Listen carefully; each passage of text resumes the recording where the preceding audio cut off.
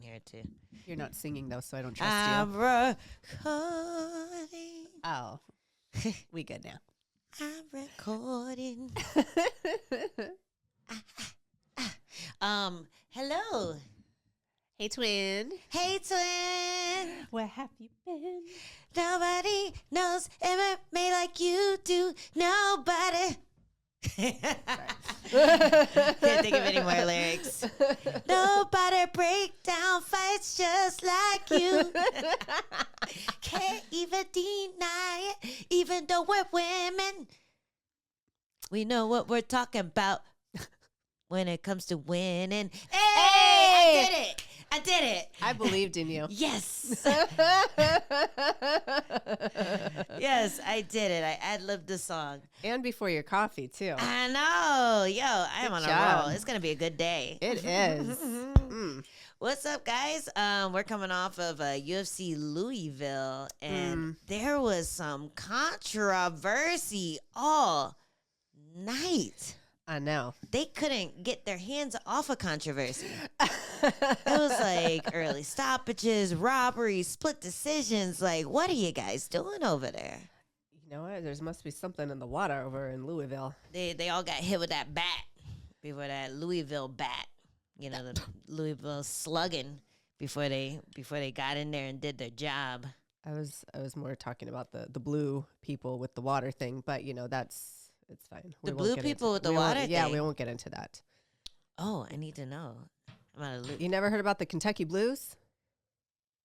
No. No? I mean, I've heard of it, but I don't know what water or anything. No, actually, I think it's a genetic disease that was a hereditary thing that progressed through inbreeding, not the water, but. It's like, anyways, I've heard someone say Kentucky Blues before, but I feel like I thought they were talking about music. Maybe they were. Maybe they weren't. Oh, we don't know. Man, educate me, Jess. Well, before we get into that, dude, I wanted to start with the main event, but we were talking about this poor opener fight with these two women in our weight class. So Santos versus Tomar. Oh, my God. And we were just getting fired up. So I feel like we should start with that. Yeah, let's freaking come in hot. Ugh, I am fired up. As a woman with the most robberies in the UFC, I've made history doing that, getting robbed the most. I am fired up for Dos Santos. That was ridiculous.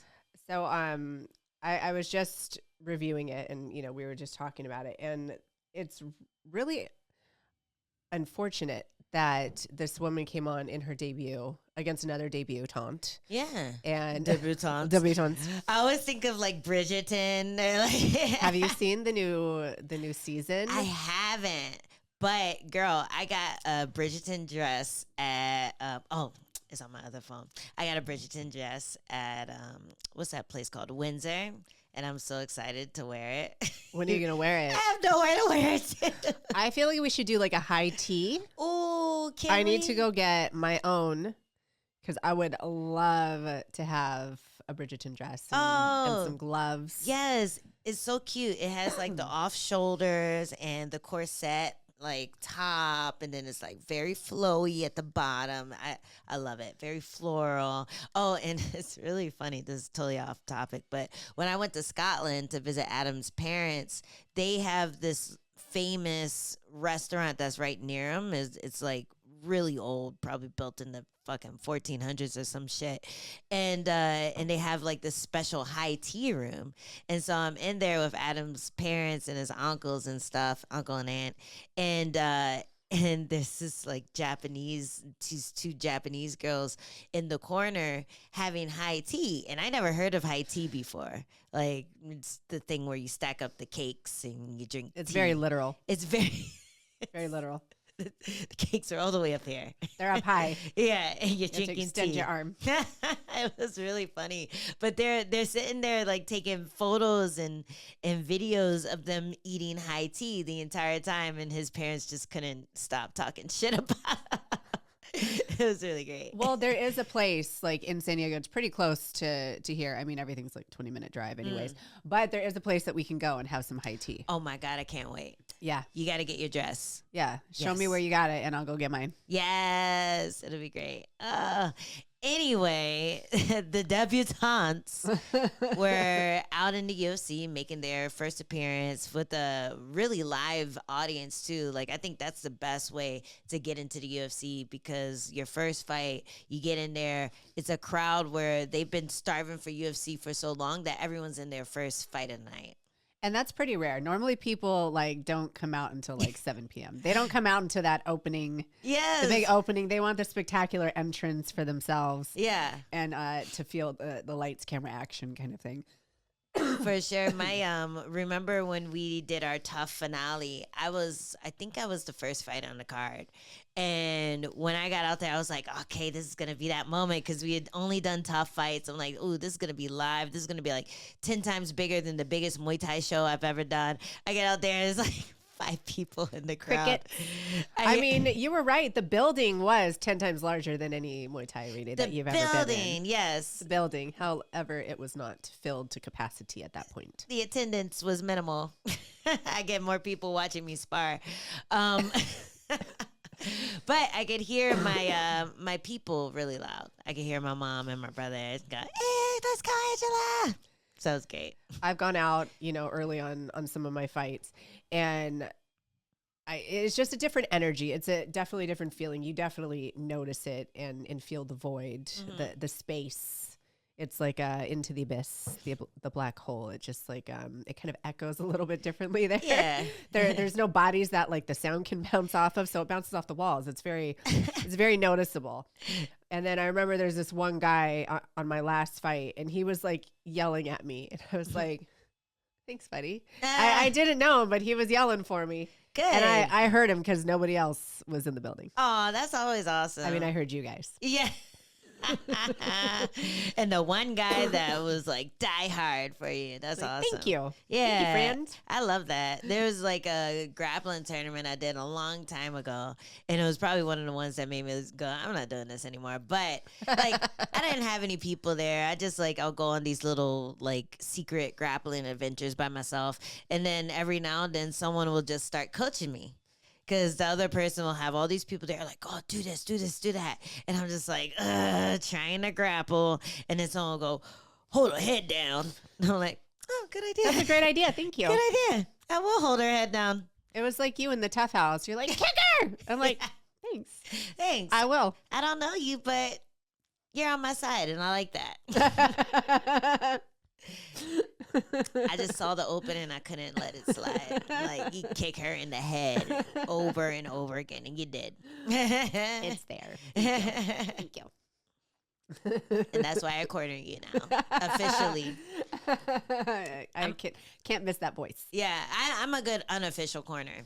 Like, oh, sure. Yeah, I feel like if someone I know is on one side of the cage and their corner's on the other, I can just like listen in and hear what they're saying and just say it like really loud and like, bah, bah, bah, bah, and it cuts through like a dog whistle. It does.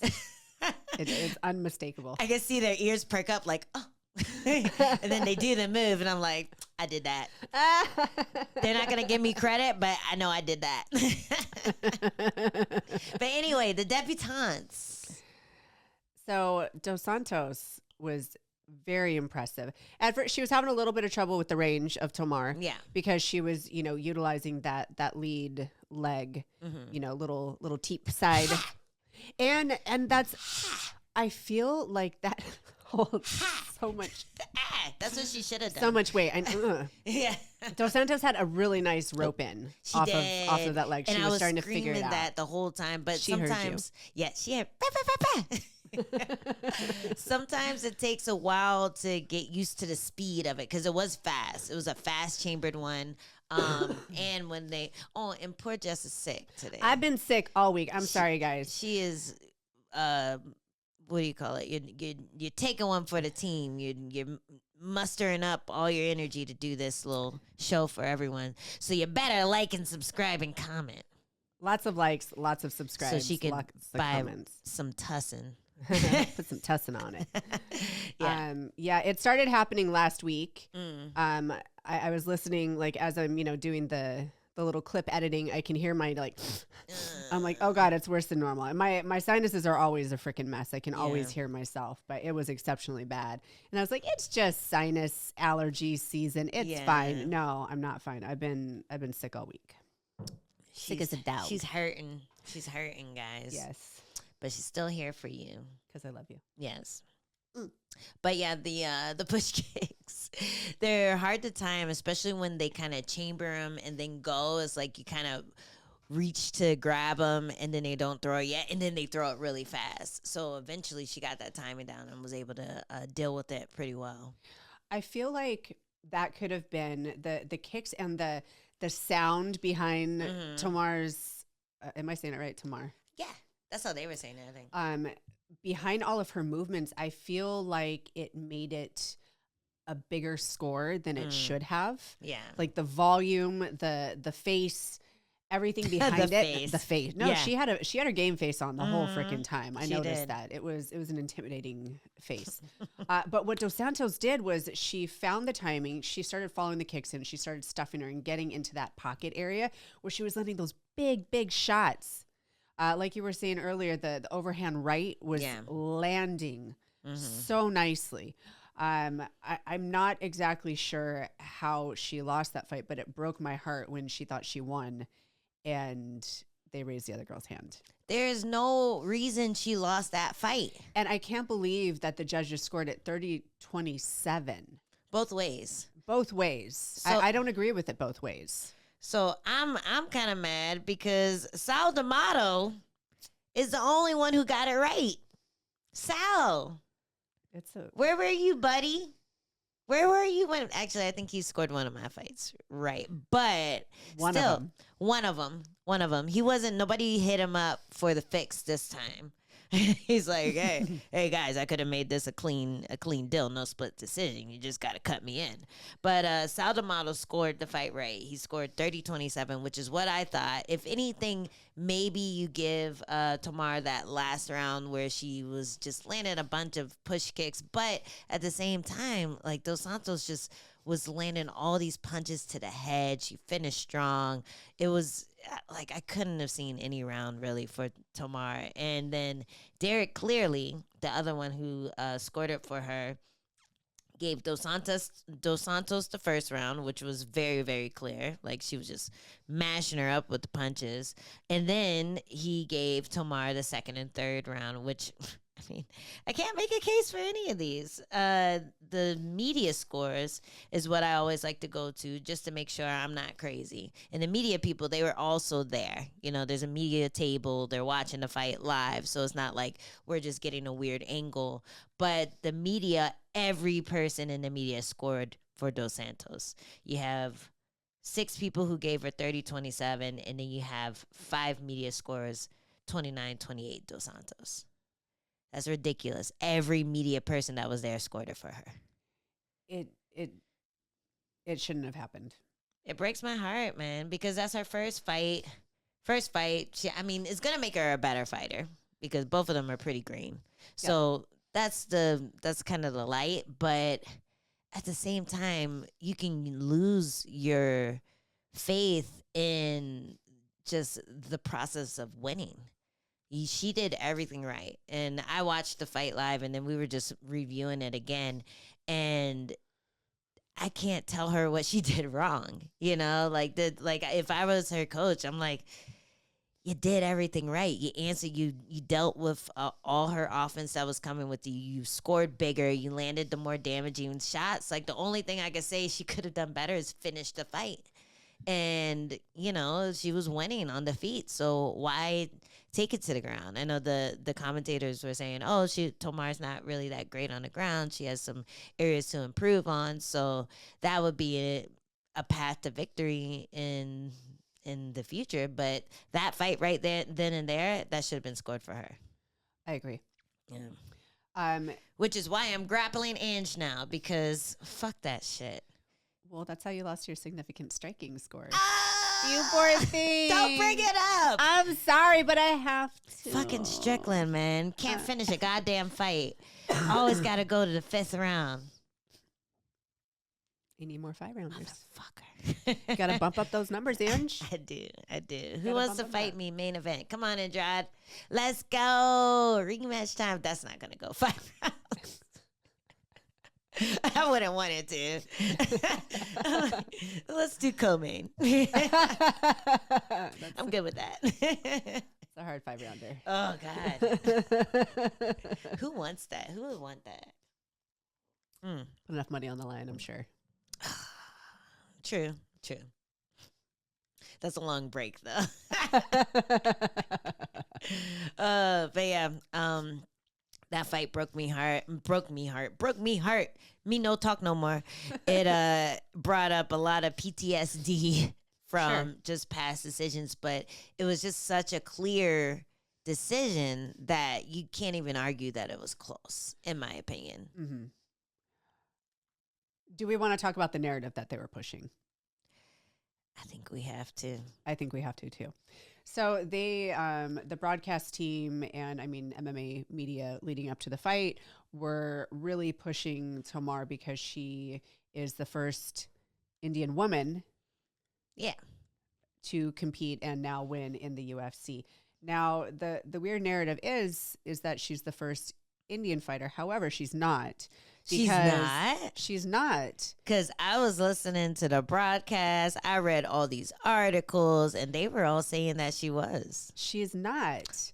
And how I know this is because I got to do a few fight breakdowns for Moura Sport, and one of them was the first Indian fighter, Anshul Jubilee, who was in the road to the UFC, who just had a big win over a friend of mine, Jekka Saragi, at an Apex fight night. Dang. So the narrative is wrong, and they still fixed it for her. Weird. I was actually a lot more shocked by this before we started recording, because I totally I totally took the bait. I didn't do any research. They were telling me this is the first Indian woman or first Indian ever to win a fight in UFC, and I'm like, yo, that's pretty dope. I guess that's why they robbed the other girl, but she wasn't. She wasn't. Yeah. She was the first Indian woman, which, it's a big feat because that's big deal. We haven't seen a whole lot of talent yet come out of India. And I know that they're really trying to build up the Asian market. That's why they have the Road to the UFC tournament. That's why, they just built the UFC Institute in China. Yeah. And so I know that they're really trying to cultivate and dive in to that talent pool, which, it's untapped at this point. So I understand their excitement and they're wanting to push it. But you already did it. And that was recent too. Jekka just got into the UFC. So that was like last year, right? It was. I can look it up. Yeah, you can check the date, but it was within within the last year. Yeah, Jubilee. Anshul Jubilee. Anshul Jubilee. He TKO'd, which is an even more impressive win too. Why are you guys not he using fought this a great one? fight.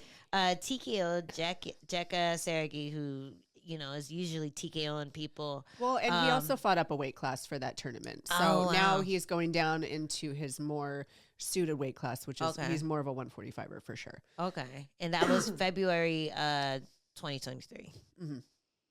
So yeah, there's recent history, but yeah, I don't know. I don't get it. And I'm like, where are you guys when I was the first Black woman to headline an event? I feel like you got that headline though. Well, to win a main event. I feel like you got that. They stole it from me. I didn't saw get to the win headline. it. Oh. I didn't to win a main event. That's the headline that I wanted. The narrative I was pushing that no one else was. I'm sorry. They're like, no, that's not a thing. We're not doing that. You already have Black Lives Matter. No more. It was 2020. They were over it. Yeah, so that was just a straight up robbery. I was livid, and then that's how they started off the night, and they kind of continued to. Oh, poor thing. Leave it up here. Your little Stanley cup. Ready to Sometimes I have aspirations to be very basic. ready to beat down a girl with your Stanley Cup. I'll knock a bitch out with that thing. That thing's heavy duty. Yeah, no, there's like this stupid TikTok video where a girl gets in a fight and, and she's like hitting her with the Stanley Cup. Like that, I would be like this. Yeah, well, that's probably what happened. Hold her hair like this. I should do a tutorial breakdown of Yes. how to fuck a bitch up with a Stanley Cup. Yes, guys, if you need any tutorial breakdowns, we can get them for you. But I feel like that's a winner right there. Yeah, just let us know. I don't know. Maybe we might get flagged for violence. It's satire. We have to put down the disclaimer. We are professionals. We will. Yeah. We'll do that. Just for you guys. Don't worry. It's satire.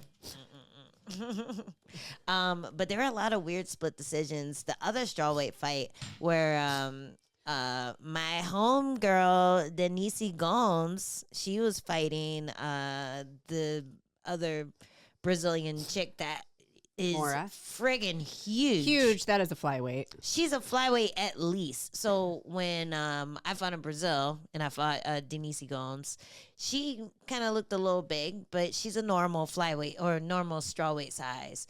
This girl, Moura, was walking around bigger than Jenna, who is... I saw her there, I'm pretty sure. Yeah, she was fucking huge. And this is before the weight cut. She was walking around huge. Like, at least... She must have been at least 140 during fight week. And she missed weight by a lot. This time she only missed weight by half a pound, I think. But she still never made strawweight. And she continues to look gigantic in there on fight night. So during the fight, she was just gassed the entire time, trying to grab onto Denise, trying to drag her down to the ground where she'd have some success. And I thought Gomes did a really good job of handling that, scoring. And again, one judge tried to give the fight to Moura. Mm-hmm.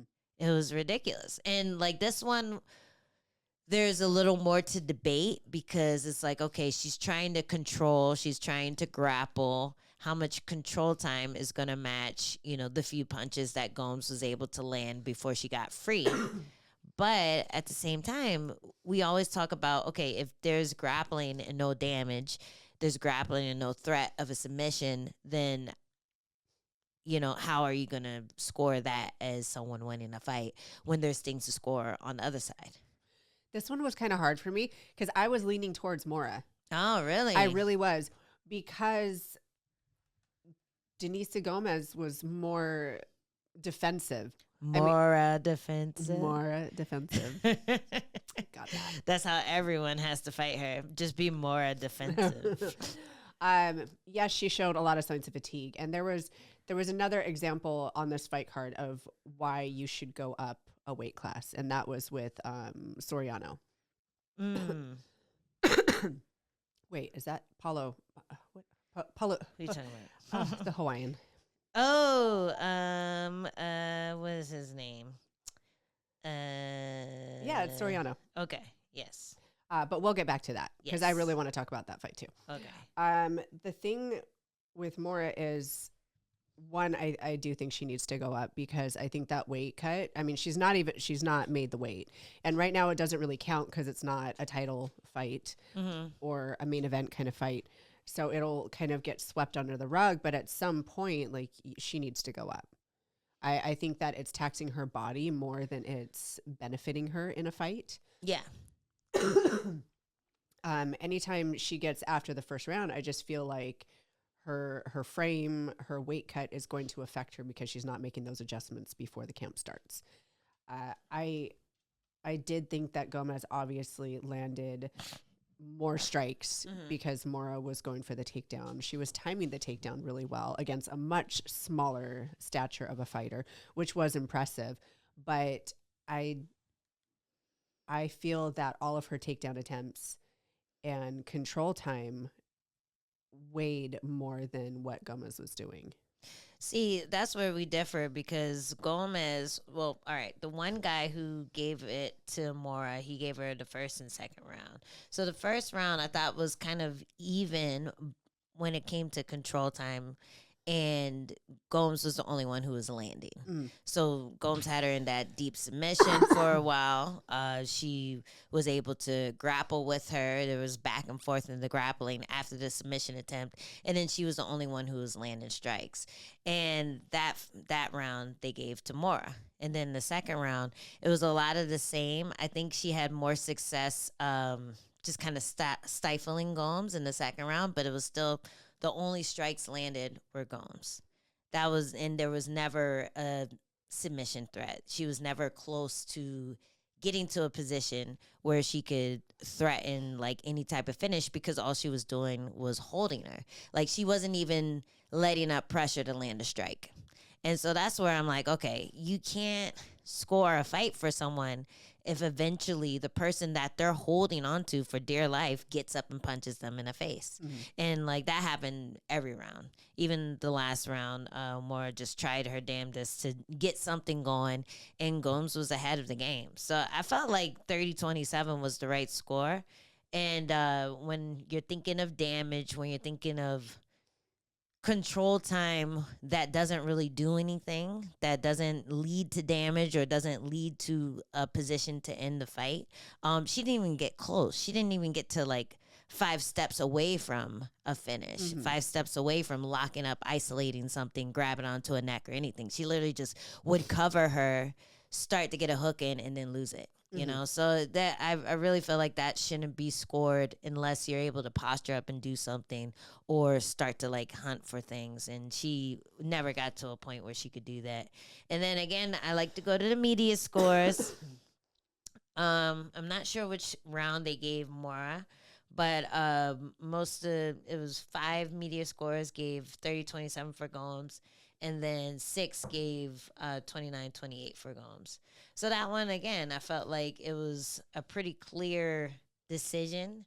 And I don't know, man. I just feel like we got to get the fucking story straight on what's being scored. Sure. You know, and this one was a tougher one to score, but it was still, all right, these are the things that you guys are saying are scoring more. Damage. You're looking for damage.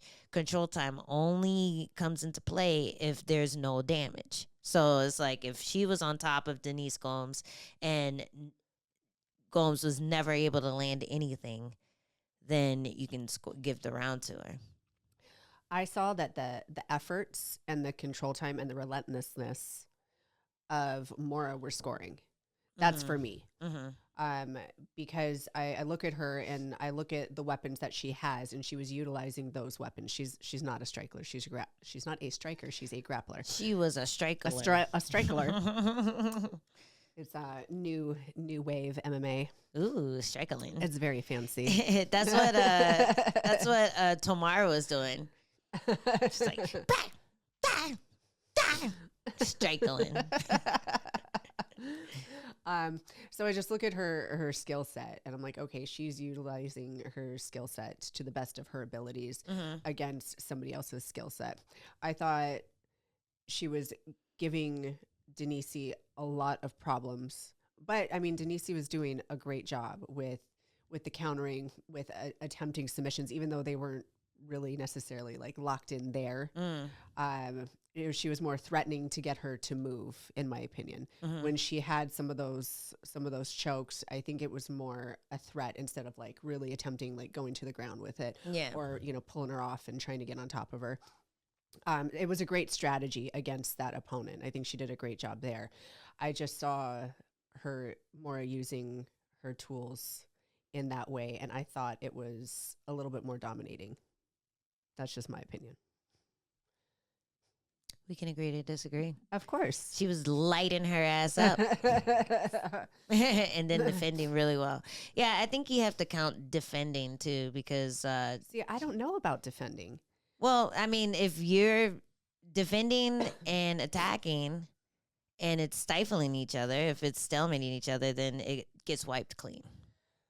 That's how I feel. If you're trying to do something and the person's able to defend it and get you off of them, you never get a hook in, you never wrap anything up, you never get around the neck, you never get to a dominant position, you never pass, like that's defending effectively.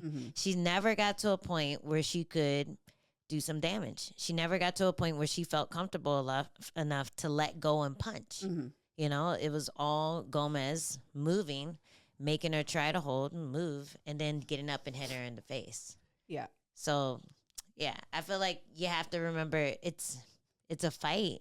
And if we're going to go with this damage thing, if we're saying damage scores, then you have to look at it that way. Mm-hmm. But if you're looking at it like a jiu-jitsu tournament, then yeah, that girl beat her. Like, she got the takedowns as 2 points. Not necessarily an MMA, a jiu-jitsu match, but like an MMA match, an MMA fight. Yeah. I mean, we have all of these tools from different disciplines, and we have to utilize them to the best of our ability. Mm-hmm. And that's what I saw her do really well. Yeah, yeah. And she has hands to hit. She didn't use them. She's too rabid. big and tired.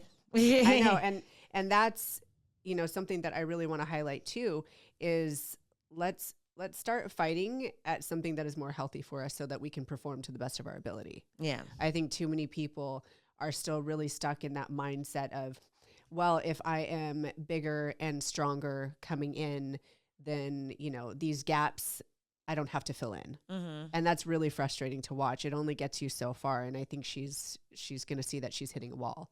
Hopefully that's the feedback that she sees from this fight, because she did lose from it. So hopefully it's an opportunity for her to learn and grow and realize, like, hey, I either need to really change my lifestyle or, you know, and get smaller, or I need to start adapting to a bigger weight class. Yeah, and that'd be tough for her because she's tall. She's like, you know, has that big frame. She's big boned. Like, she doesn't look like I saw she's her in out the of hotel shape. lobby.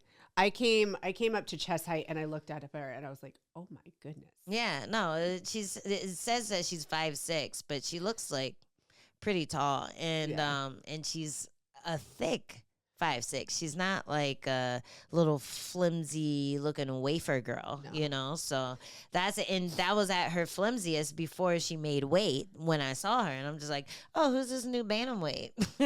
Seriously. she was really excited to meet me. I was like, oh, who's this new bantamweight? I was like, that's a straw. Get out of here. She's sus.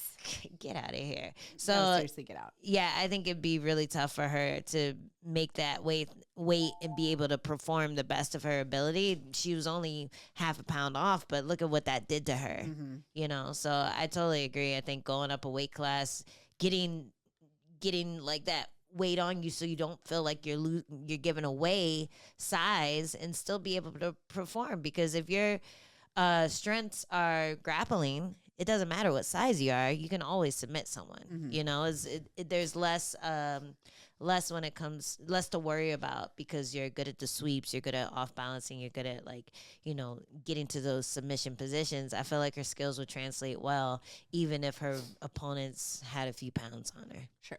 Yeah.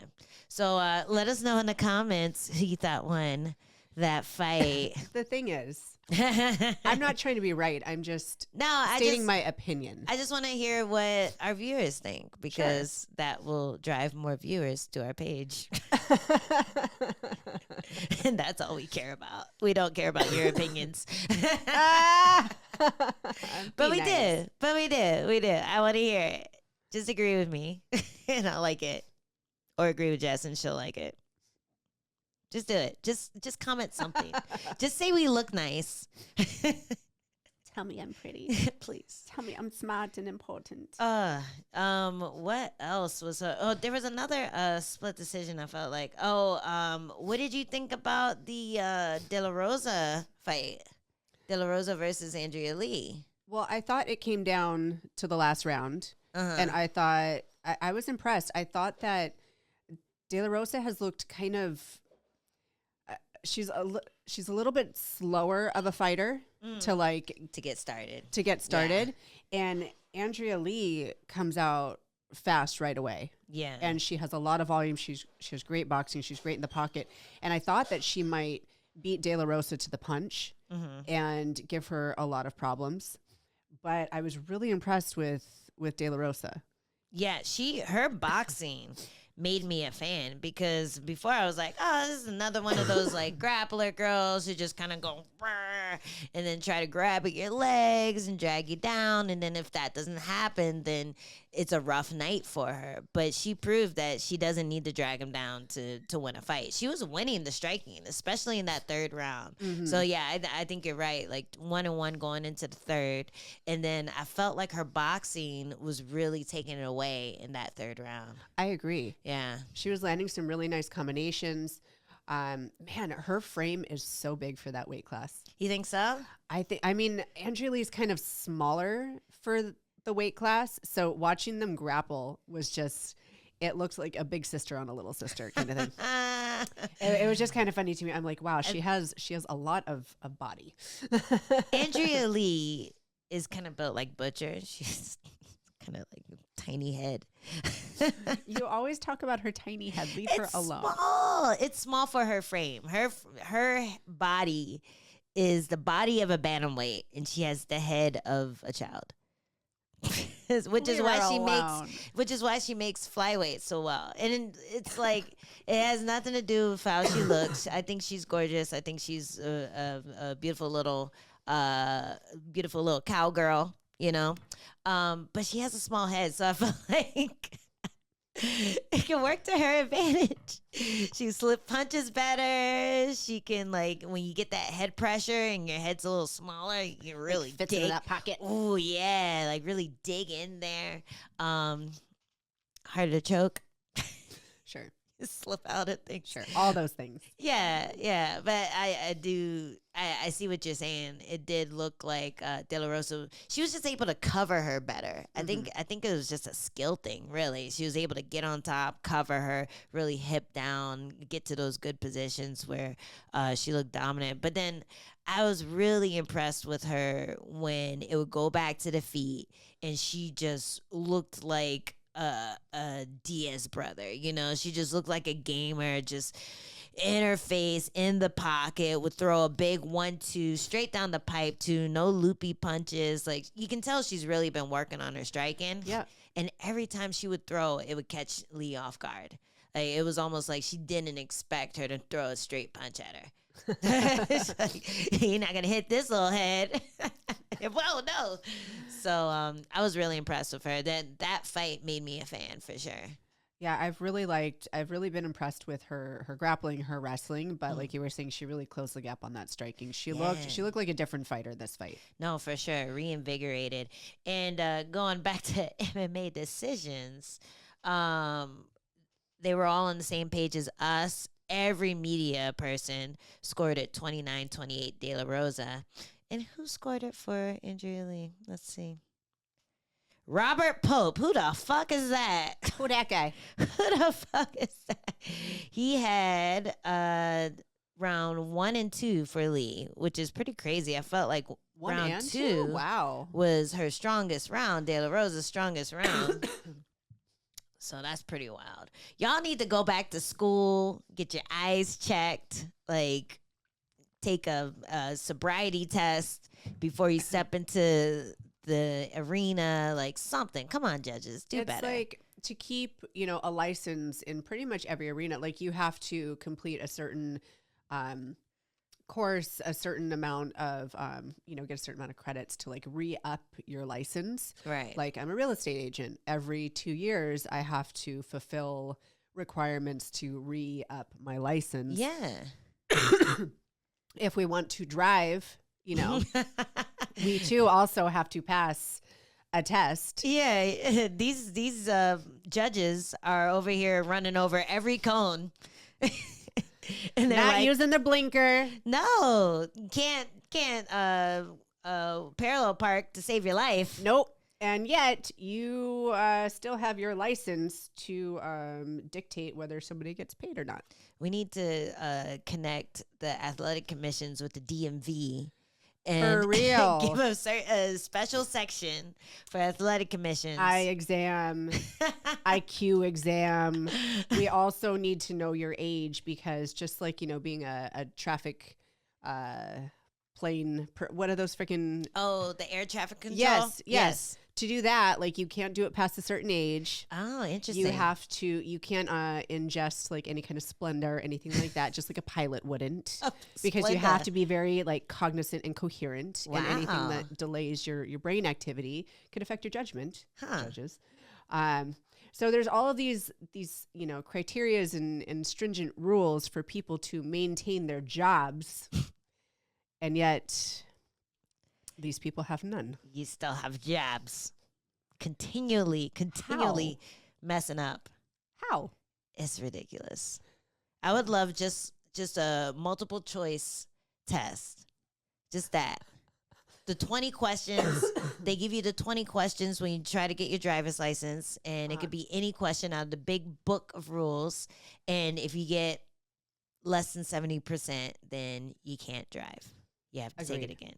Agreed. I think the judges should have that. It would be multiple fights. Just make them watch 20 different fights and judge those fights the way they should be judged. And if they mess up 3, then sorry, try again. Get suspended. Try again next week. But we'll see. I don't think anything's going to happen. You know what? I feel like if we keep talking about it, maybe eventually they'll listen. Well, we need to get Robert Pope out of there because he didn't know what the heck he's looking at.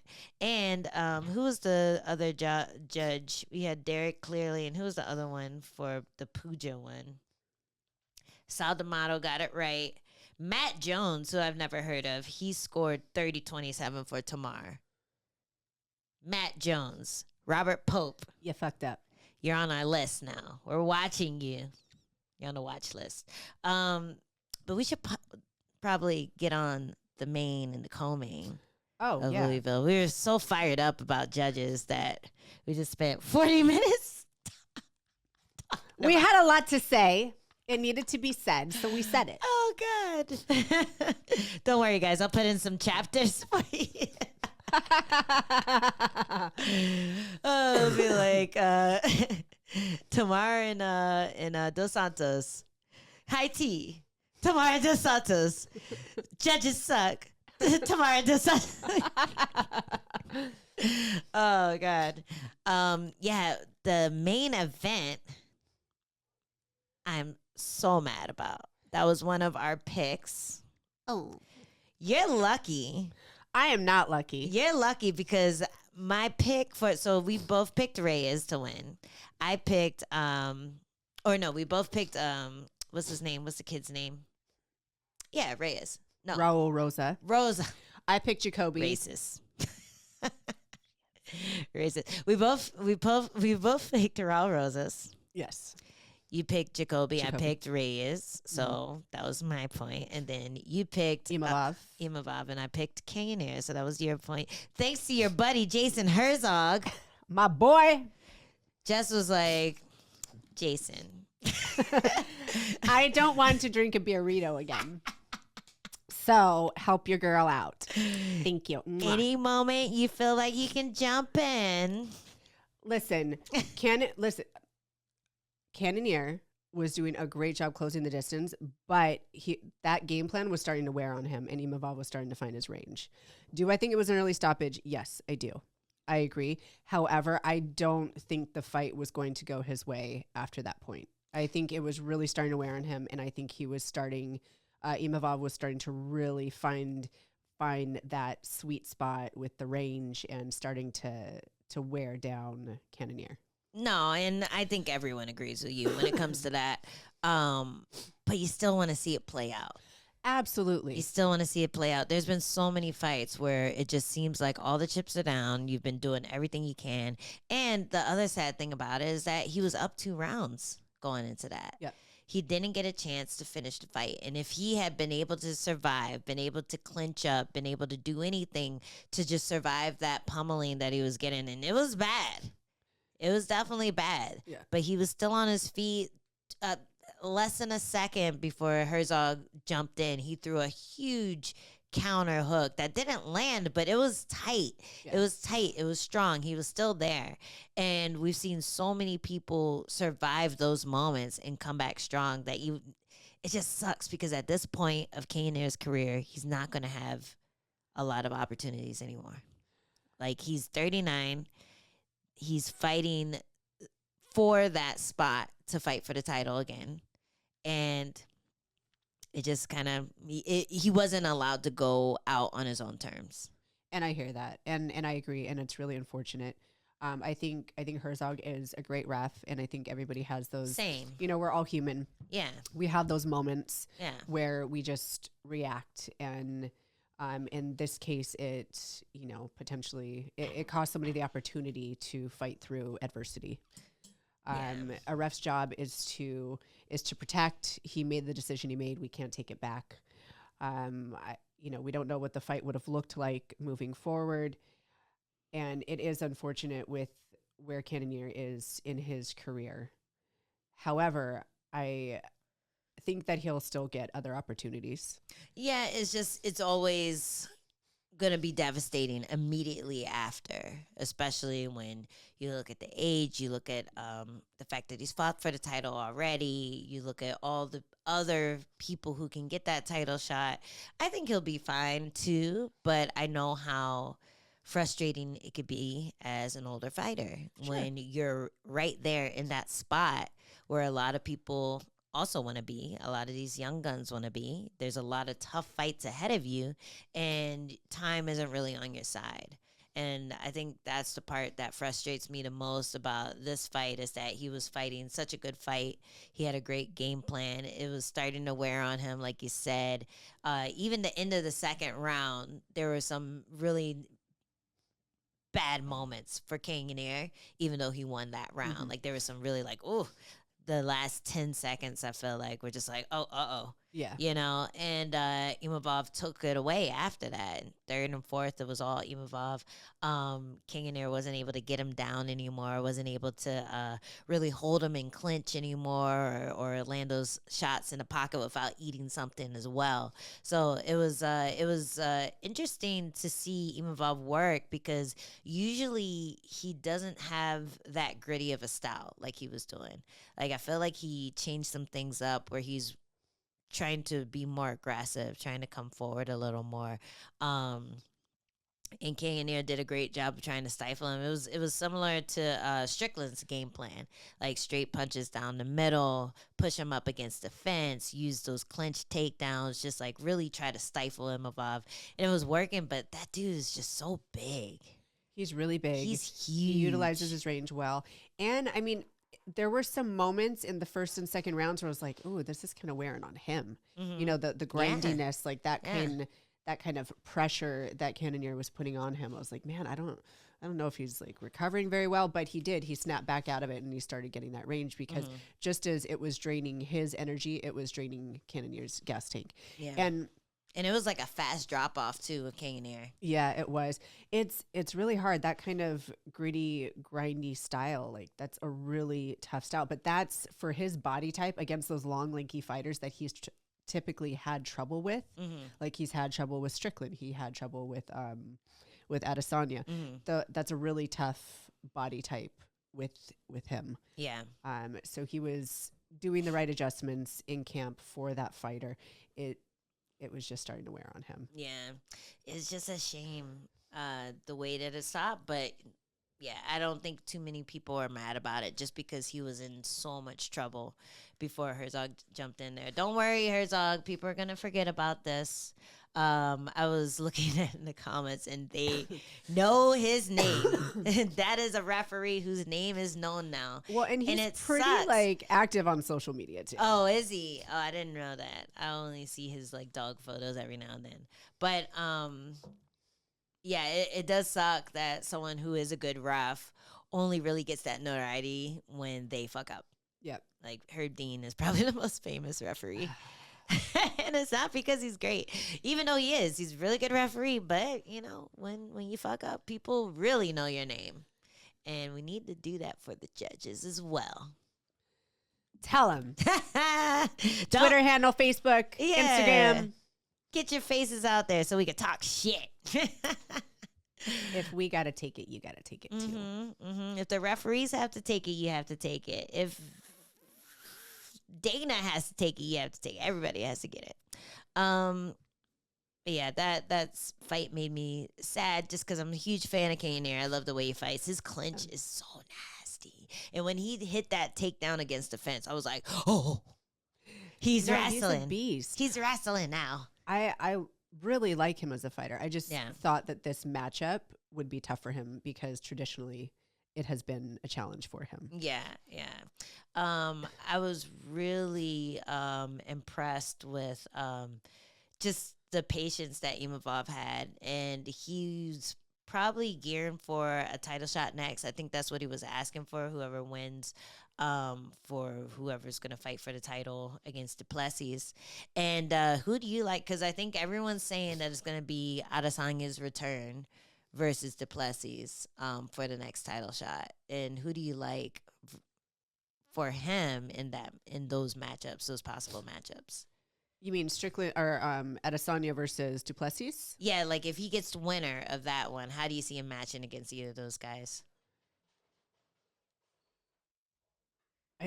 They're fights that I want to see. Yeah, Definitely. yeah. Which do you want to see the most? I would rather see him fight Adesanya. Oh yeah, I'd rather see it would be like Imanov kind of like a versus Adesanya because they both have great range, footwork. They're both durable. I like the way both of them fight. And I think it would be a really fun lead up to a fight because they both got attitude. Yeah, they're both a little sassy. Yeah. I would like that. Duplessis is a little too much like, I'm happy to be here. I deserve this. Well, I think I'm a proud African. I mean, I think that's the fight that everyone wants to see is Stylebender versus Duplessis, just because there's that crazy interaction post fight in the cage. Yeah. So that's just going to be everywhere for marketing and, Oh, for and build sure. up. So I know that people want to see that. I know that there will be a lot of, build up and energy and, just craziness leading up to that fight. So I definitely want to see that. Yeah. And Adesanya could call him the N-word some more times. That would be fun. We should get a clicker for that one too. Yeah. Oh, I really need my own clicker. Oh man, that was a my good one. goodness. That was good promo. Well, yeah, and then if Duplessis ends up winning versus Adesanya, then I can see that being a really awkward fight for Imanov as well. Him versus Duplessis. I feel like Duplessis is a really awkward fight for Everyone. everyone. For everyone. Everyone. He just is. It's just this weird rhythm and style, and the power that guy produces That's the worst part. is just devastating. And it's crazy because every single time I see this guy match up against somebody on paper, I'm like, no. No. And then he does it, and I'm like, fuck. Well, that's why his fight with Strickland is so wild, because even though they have completely different styles, they're the same kind of awkward, Yes. where they just ruin everyone's game plan, ruin how good they usually look against people, and just make them look sloppy and weird. No, they do. They really take people out of their element. Yeah, it's They weird. really frustrate people. And so it's great that they had to fight each other, and they should just have to fight each other for the rest of their career once if neither of them have the belt See, it's as a sentence. Fighting each other in hell for what you did to these fighters. karmatic retribution. Yeah. I do think that Strickland should probably hold out and wait for the winner so he can get his rematch, because a lot of stuff can happen. They were talking about, was he calling Imanov out? Or was Imanov calling Strickland out afterwards? Oh yeah, he did. He said he wanted a rematch. I think they what side? Wait, they fought at 205, I believe, and just because it was short notice. So yeah, he wanted to get that one back. I mean, I would like to see that. I just want to see it a little bit later. Yeah, like call him out for the title. You have Exactly. that win over him. Exactly. That would be a great way to get back into that title contention. And yeah, more money, more options. Yeah. Definitely a more fun fight. And for whatever reason, they didn't book Strickland, the Strickland rematch right away. I don't know if it's because Duplessis got injured or if it's because they just didn't want to give Strickland that second chance. I guess I think they only really do it when you've been dominant for a few fights, when they have that immediate rematch. That, or if it was a controversial fight, or if it was, but that one was kind of controversial. A lot of people thought that Strickland won. I was leaning towards that too. Me too. I'm pretty sure I thought he won. I was surprised. I was like, oh, Interesting. I just want to see him fight Adesanya. I think it would be really fun. But, like, I wasn't sure that he won that. Yeah. It was one of those weird Strickland / weird Duplessis fights where it's just like, I don't know what they're looking at, but that was insane. It was. I think that sometimes it's in like the new contract champion clause with the immediate rematches. So maybe it wasn't in his contract. Maybe he didn't get the opportunity to put it in there. Yeah. I feel like that happens when you resign. Like when you're the champion and you resign a contract, renegotiate rather, that's a good one to put in there. Heck yeah, it should be in everybody's if you're smart. Do it. Do it, champs. All the champs that watch our show. There might be some. We hit 10K on subscribers. Thank you so much, guys. Hey, thank you. And I guess we can announce it at some point, but we are now offering memberships for anyone who wants to help support the page. We could do our bonus content for members early. So we'll have free, like, early access to videos, responding to your comments. What else? Badges. Badges are coming. The badges are coming. Little emojis. Little cute little emojis are coming. And and then like a little feed too, like behind the scenes stuff, all that kind of stuff, fight camp stuff. So make sure that you subscribe and then get our membership. Join. What is it called? Join? Make sure you join the Two Straws OG Army and help us make our podcast even better. Thanks, guys. We love you. Thank you. But yeah, we should hit the co-main before we go to our exclusive content. But what was the co-main? Reyes. And Jacoby. We should hit Reyes. It was a quickie. We can do a little quickie wiki. It won't take long. We watched that fight like 3 times. Didn't they replay it like 3 times? Yeah, they're trying to fill space because it happened so fast. They're like, oh shit, the main event isn't warmed up like yet. So-and-so's still in the bathroom on the commentary desk. Whoops. Yeah, that was such a like everyone's talking about how feel good moment that was. Yes. And I do feel bad because whenever there's a feel good moment, there's like a heartbreak. You got to feel for the other guy. Poor Jacoby. I know. Because this was a very winnable fight for both of them. Absolutely. They were both kind of on a skid, both looking to just make that big comeback, big statement, like, hey, I'm back. And Reyes just happened to be the one that landed the punch first. Beat him to the punch. Ooh, good job. Hey, thanks. Yeah. Thank you. Every once in a while. Yeah. Every consistent. You're consistent with it. Thanks. I love it. I love it so much. Reyes had, I feel like he just had like a mental breakthrough in this camp. And there was another fighter who was talking about it too. But a lot of times when you focus on the mental side, especially a fighter like him who was basically undefeated before he fought John Jones and then went on a 4-fight skid, that's hard. Yeah. It's easier for fighters like me who lost early in my career. And I'm like, okay, I have the capacity to deal with heartbreak. And I can go back into another fight and win a few, lose a few, win a few. But when you're just winning, you almost don't believe that you can lose. And it's devastating when it happens. It's devastating when it happens the first time. Imagine how bad it feels on the 4th time. Oh, honey, I've been there. Well, no, but I mean, like, the streak just makes it such a huge drop. You know, it's like how they say the higher you climb, the farther you can fall. Mm-hmm. And he went from not just having the top of the world. Yeah, not just having like this huge streak, but also fighting John Jones and everyone telling him that he won the fight. So that's a moral victory right there. He's still on cloud nine, but then he loses to people who most would consider less than. And it just is such a huge fall from grace. It can really break a person down. Yeah. And it can put, thoughts and feelings into yourself that are really, really hard to come out of. It can put you in a really dark place.